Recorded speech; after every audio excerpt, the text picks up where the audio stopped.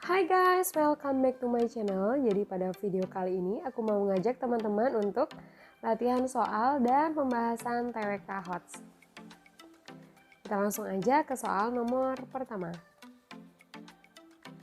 Andi adalah bagian dari generasi milenial yang gemar menggunakan internet untuk mengisi waktu. Suatu hari, Andi melihat sebuah berita yang menarik perhatiannya di Facebook dan langsung membagikannya di lini masa Facebook miliknya.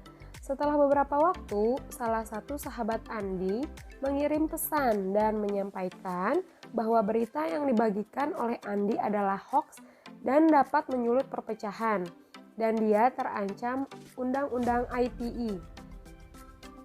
Tindakan yang dilakukan Andi bertentangan dengan Pancasila, khususnya sila A. Sila pertama, B. Sila kedua, C. Sila ketiga, D. Sila keempat, dan E. Sila kelima. Nah, kira-kira apa ya jawabannya teman-teman? Ya, jawabannya adalah yang C. Sila ketiga. Kenapa sila ketiga?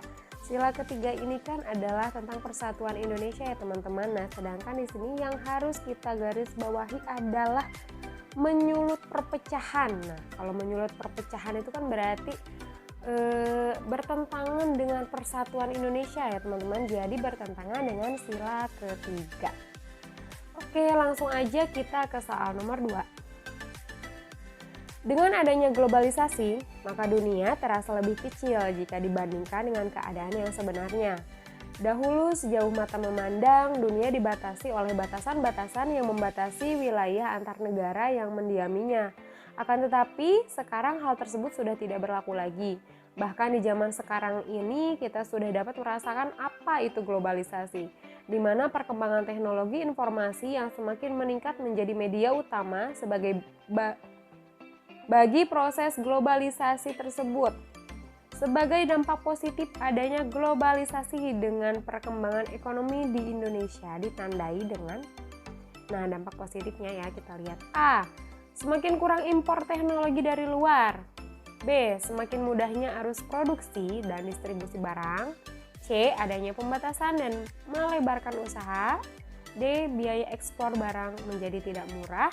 E. Biaya impor barang melonjak tinggi. Nah, kira-kira apa ya teman-teman jawabannya?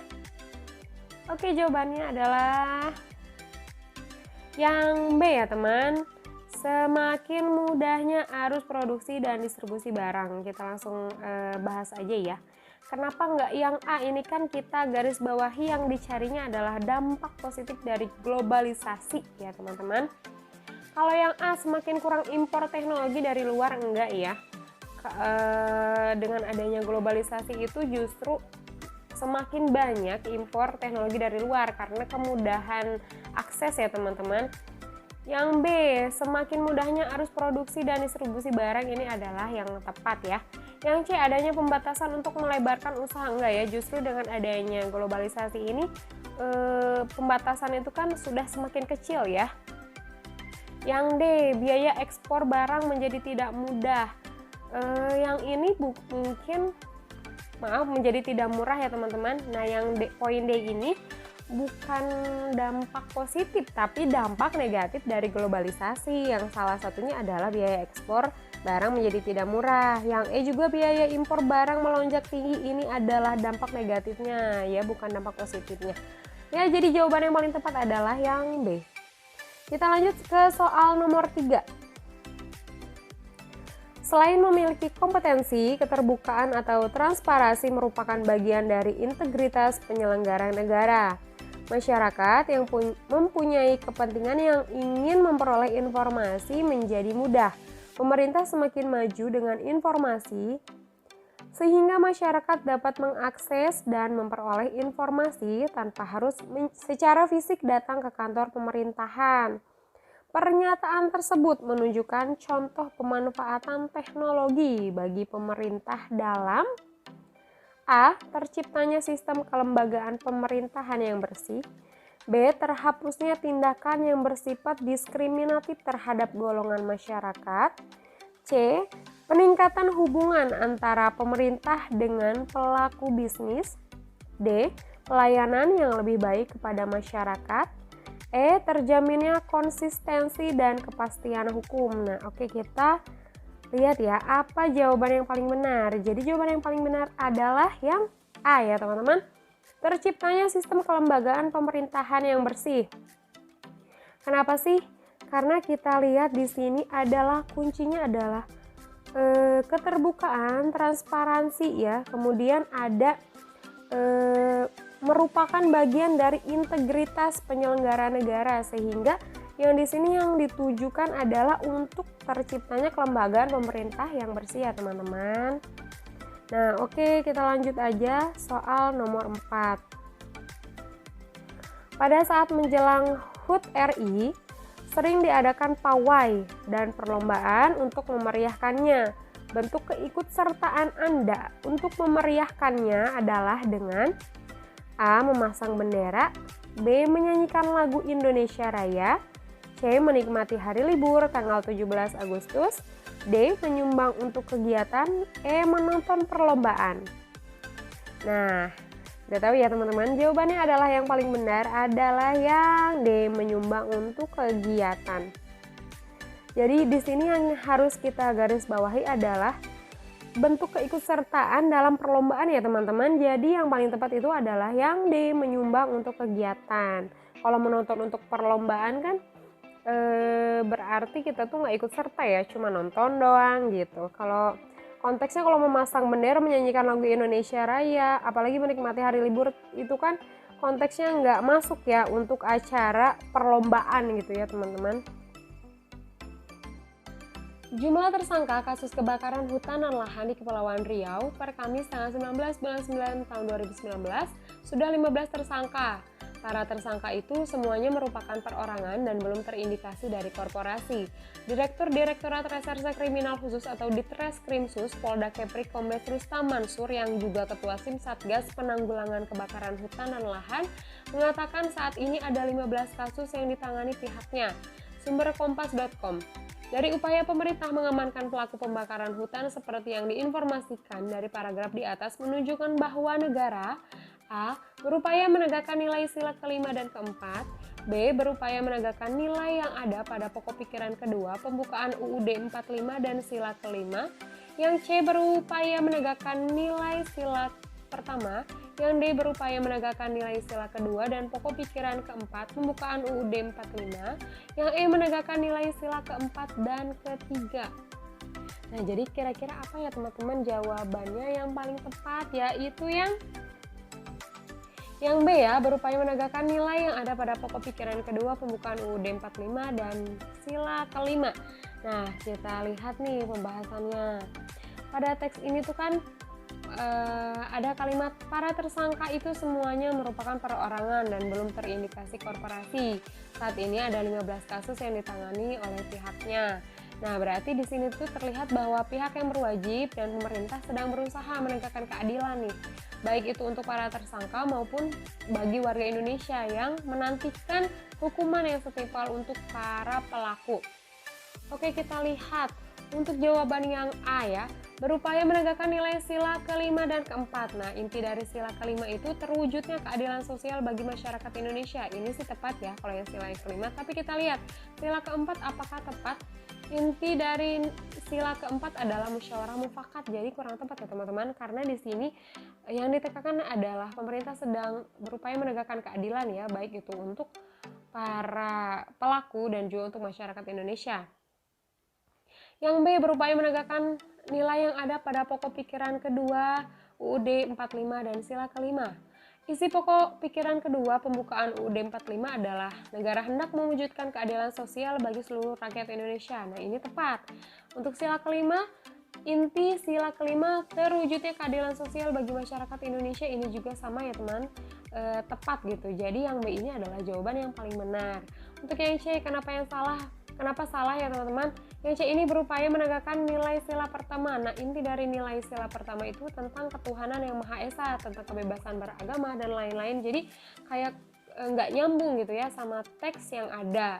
Yang D berupaya menegakkan nilai sila kedua dan pokok pikiran keempat pembukaan UUD 45. Inti sila kedua adalah menekankan pada mengakui dan memperlakukan manusia sesuai harkat dan martabat sebagai makhluk Tuhan Yang Maha Esa, mengakui persamaan derajat, tidak membeda-bedakan. Di sini juga kurang tepat ya teman-teman. Untuk yang selanjutnya, pokok pikiran keempat pembukaan UD 45 adalah negara berdasarkan atas ketuhanan Yang Maha Esa. Jadi di sini untuk pokok pikiran yang keempat ini juga kurang tepat ya teman-teman, negara berdasarkan atas ketuhanan Yang Maha Esa. Mungkin aja untuk sila kedua mulainya repet gitu ya, jadi agak tepat, tapi salah untuk yang pokok pikiran keempatnya. Jadi yang D ini tidak tepat karena salah pada pokok pikiran keempat ya teman-teman. Sekarang yang E, menegakkan sila keempat dan ketiga. Nah, inti dari sila keempat ini kan musyawarah mufakat ya, jadi nggak tepat gitu, nggak nyambung sama teksnya. Untuk yang selanjutnya ini, inti dari sila ketiga itu tentang persatuan Indonesia, tentang cinta tanah air, jadi nggak ada dalam konteks teks tersebut. Jadi jawaban yang paling tepat adalah yang B. Kita lanjut aja ke soal nomor 6. Menanamkan dan mencontohkan perbuatan-perbuatan kecil yang sesuai dengan semangat nasionalisme dan patriotisme sejak dini kepada peserta didik sebagai seorang guru yang setiap harinya berinteraksi dengan murid di sekolah, sehingga mereka memaknai semboyan negara yang sudah dicetuskan oleh para pendiri bangsa merupakan bentuk implementasi Pancasila. A. Ketuhanan Yang Maha Esa. B. Kemanusiaan yang adil dan beradab. C. Persatuan Indonesia. D. Kerakyatan yang dipimpin oleh hikmat kebijaksanaan dalam permusyawaratan dan perwakilan. Yang E. Keadilan sosial bagi seluruh rakyat Indonesia. Nah, kira-kira apa ya teman-teman? Di situ sebenarnya udah ada kata kuncinya ya teman-teman, yaitu semboyan negara. Oke, jadi pasti udah tahu jawaban yang paling tepat adalah yang C. Persatuan Indonesia. Karena semboyan negara adalah Bhinneka Tunggal Ika. Jadi berbeda-beda tetapi tetap satu jua ya teman-teman. Itu adalah mencontohkan persatuan Indonesia. Kemudian dalam teks juga ada kata-kata nasionalisme dan patriotisme, ini adalah salah satu tentang cinta tanah air. Jadi ini adalah masuknya dalam poin persatuan Indonesia ya. Jadi jawaban yang paling tepat adalah yang C. Kita lanjut ke soal nomor 7. Kantor kami mengadakan kunjungan wisata ke Sumatera Barat. Salah satu yang kami kunjungi adalah Danau Maninjau. Danau Maninjau sangat indah. Kami menyempatkan berjalan di tepi danau dan merasakan segarnya air danau. Temanku menuliskan sebuah kalimat pada secari kertas. Kertas tersebut dimasukkan ke dalam botol dan siap dilempar ke tengah danau. Pemandu wisata kami berteriak, "Hindak buliah membuang sarok di sikal." Kami bingung dan saling berpandangan. Melihat kebingungan kami, ia mengulangi dengan bahasa Indonesia, "Jangan membuang sampah di situ," kata pemandu wisata itu ya. Sehingga pemandu wisata telah mengamalkan satu sila dalam Pancasila, yaitu A. Ini simbol-simbolnya ya, kepala banteng, B. rantai, C. pohon beringin, D. bintang, E. padi dan kapas.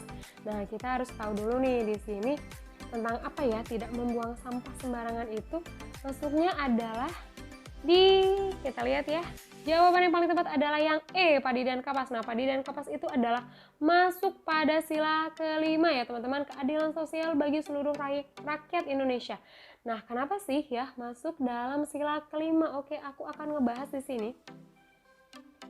Salah satu butir dari sila kelima Pancasila adalah tidak melakukan perbuatan yang merugikan kepentingan umum, menghormati hak-hak orang lain, serta senantiasa menjaga keseimbangan antara hak dan kewajiban. Tidak membuang sampah sembarangan adalah wujud nyata keseimbangan antara hak dan kewajiban seseorang ya. Apabila hak kita adalah menikmati lingkungan yang sehat dan bersih, maka kewajiban kita adalah senantiasa menjaga agar lingkungan tersebut bersih, yang salah satu caranya adalah dengan membuang sampah selalu pada tempatnya ya, nggak sembarangan. Membuang sampah pada tempatnya juga merupakan perwujudan wujud berbuat adil ya, maksudnya pada orang lain dengan tidak menciderai hak mereka untuk mendapatkan lingkungan yang sehat dan bersih. Nah, itu pembahasannya teman-teman. Jadi yang paling tepat adalah masuk pada sila kelima yang simbolnya adalah padi dan kapas. Soal nomor 8, negara berkewajiban memberikan jaminan kepada warga negara untuk menjalankan ajaran agama. Adanya kewajiban tersebut memberikan penjelasan bahwa A. Pemerintah membebaskan warga negara untuk menjalankan ajaran agama selama tidak mengganggu praktik penyelenggaraan negara.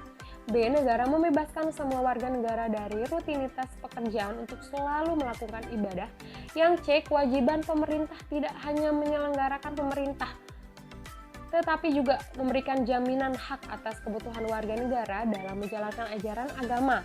D. Warga negara wajib menuntut pemerintah untuk memberikan hak menunaikan ajaran agama sesuai agama yang dianutnya.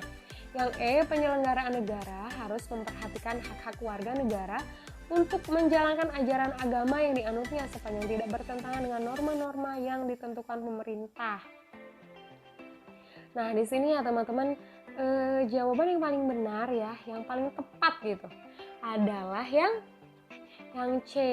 Nah, kita lihat nih di sini, kalau pemerintah membebaskan warga negara untuk menjalankan ajaran agama selama tidak mengganggu praktik penyelenggaraan negara, ini tepat tapi kurang ya teman-teman ya, kurang tepat gitu. Yang B, negara membebaskan semua warga negara dari rutinitas pekerjaan untuk selalu melakukan ibadah. Enggak ya teman-teman, enggak seperti itu kan ya. Yang C, nih di sini nih yang paling tepat nih. Kan di sini konteksnya itu dalam soalnya teman-teman memberikan jaminan ya. Jadi di sini juga harus ada konteks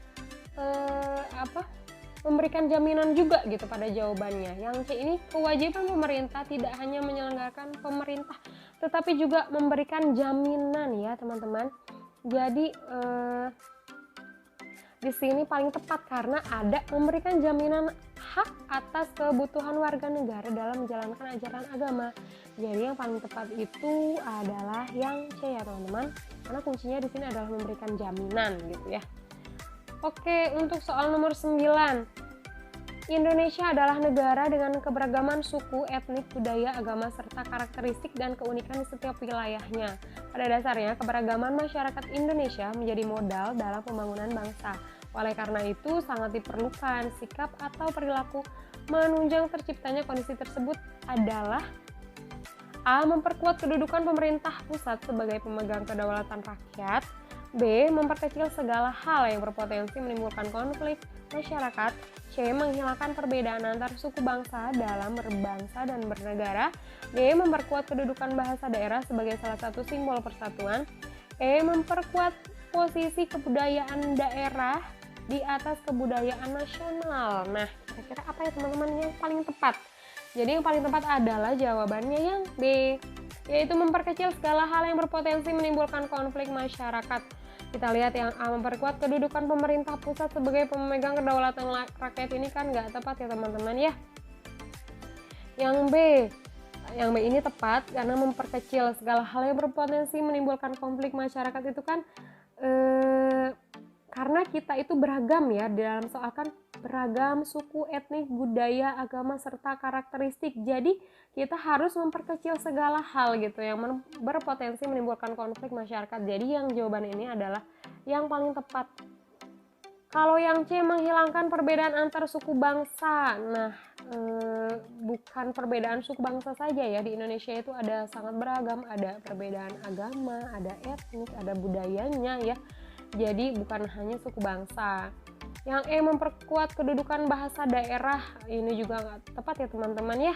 Sebagai salah satu simbol persatuan itu kan bukan dari bahasa daerah ya teman-teman, tapi bahasa Indonesia ya. Jadi nggak tepat. Yang E, memperkuat posisi kebudayaan daerah di atas kebudayaan nasional. Harusnya kan kebudayaan daerah itu adalah kebudayaan nasional ya, bukan memperkuat budaya daerah salah satu daerah misalnya. Jadi kebudayaan daerah itu harus disatukan sebagai untuk kebudayaan nasional ya. Oke, kita langsung aja ke soal nomor 10. Sumpah Pemuda merupakan bentuk kesepakatan masyarakat Indonesia untuk mengikat diri dalam satu ikatan kebangsaan. Generasi muda mempunyai kewajiban moral untuk menjaga konsensus tersebut. Apabila generasi muda berkomitmen menjaga kesepakatan, akan memberikan dampak positif bagi keberlangsungan bangsa dan negara. Dampak positif yang akan ditimbulkan yaitu semakin kuatnya ikatan nasionalisme bangsa Indonesia. Akan tetapi apabila bangsa Indonesia tidak peduli lagi terhadap hasil konsensus tersebut, akan berakibat buruk bagi kehidupan bangsa dan negara. Berdasarkan informasi tersebut, dampak negatif yang bisa timbul apabila kita tidak mengimplementasikan nilai-nilai Sumpah Pemuda yaitu A. Hilangnya kewajiban moral generasi penerus. B.